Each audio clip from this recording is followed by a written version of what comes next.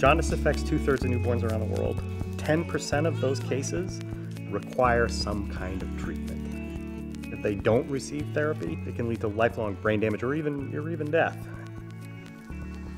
The solution is shine blue light on as much of the baby's surface as possible. Why is that hard?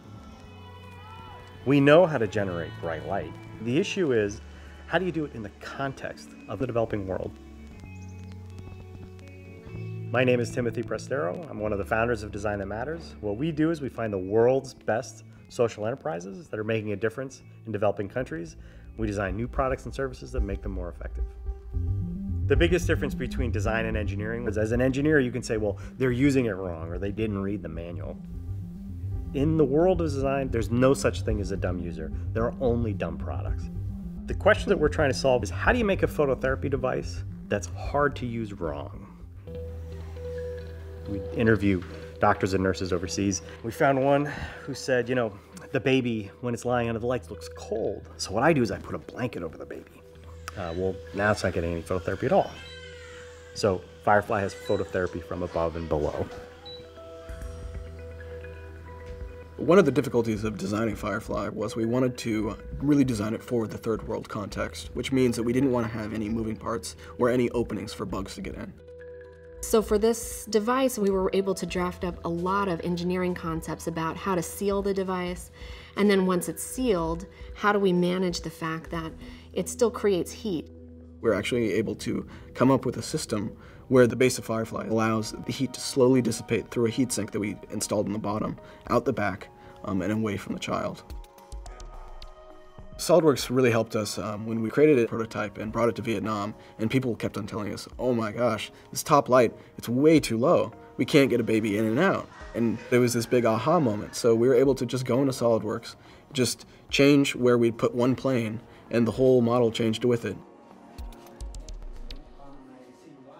When we're dealing with the developing world context, it's very difficult for people to understand kind of vague ideas. Even if you have a picture, it's hard for people to understand that. With a tool like SolidWorks Composer, I'd be able to show them exactly what we're talking about, a CAD model of it, a three-dimensional model that they can turn around, zoom in on, zoom out, in a way that's not possible with printed stills. With SolidWorks, everyone we visit is able to download that and look at the models we've been working on, and then give us instant feedback. But it really works best when you bring a physical form, when you bring something people can touch, feel, and experience. And for us, that's really critical because we're communicating across cultures and across languages. And so for us to be able to show something visual, there's less of a leap of faith that we're asking the people to make. So with SolidWorks, we're able to actually create concepts, do a solid model of that, and continuously change that design.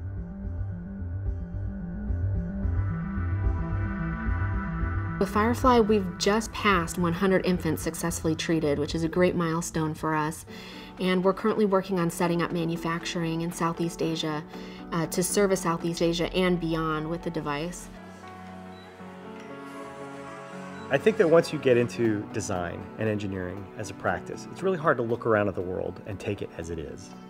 You see all of these opportunities to make life better. The opportunity to apply design in a context where there are so few resources and there are so few opportunities, we could spend the rest of our lives doing this. SolidWorks has been a wonderful tool for helping us to tell the story so that we can all imagine the better result.